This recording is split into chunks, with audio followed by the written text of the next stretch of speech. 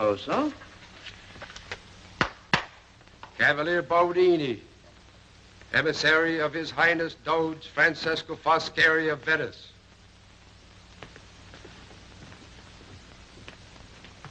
Yes, we bid you welcome, Cavalier Bodini. This lady, Your Excellency, is the youngest daughter of the royal house of Bocci. I would that I might spare the mention of her name. Oh, the royal house of... Yeah.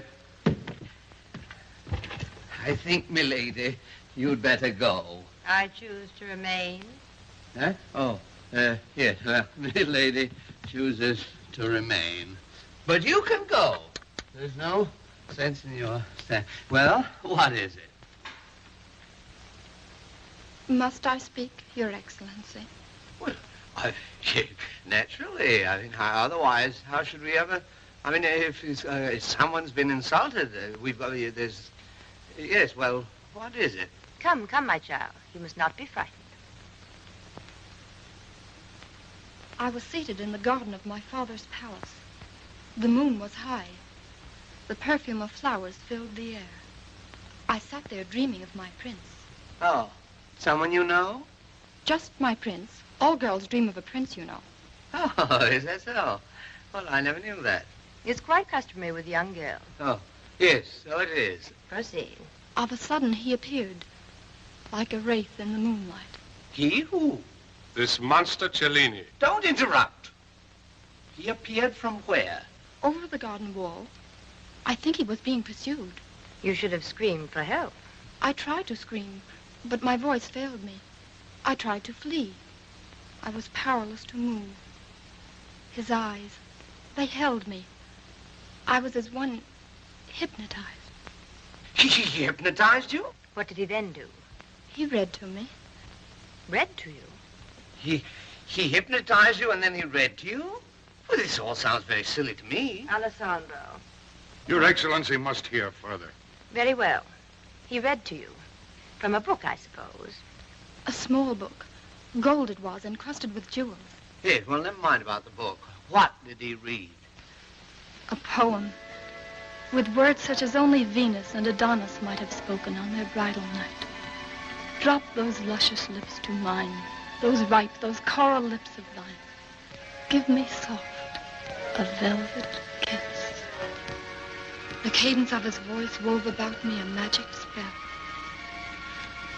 I must have swooned. I don't know.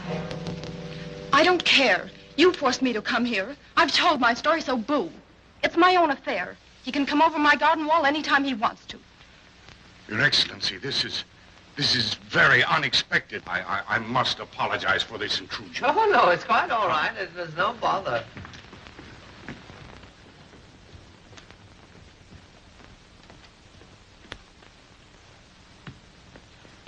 Am I to understand that this ugly, squat little goldsmith holds such fascination for women? Oh, he's not ugly. Oh, I'm afraid milady mistakes Cellini for his apprentice.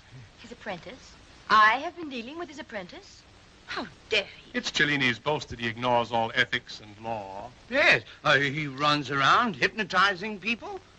That's a terrible thing to do. How can any woman be safe with such a creature around? He's carrying things a little too far. I mean, he must be punished. I'm afraid that perhaps we'll have to hang him. Then milord agrees to his execution? Yes, I'm afraid so. We must. I mean, it's too bad. He does make such pretty things. Wait a minute, my lord. Perhaps it would be better to temper justice with wisdom. But, milady... I am thinking of the golden plates.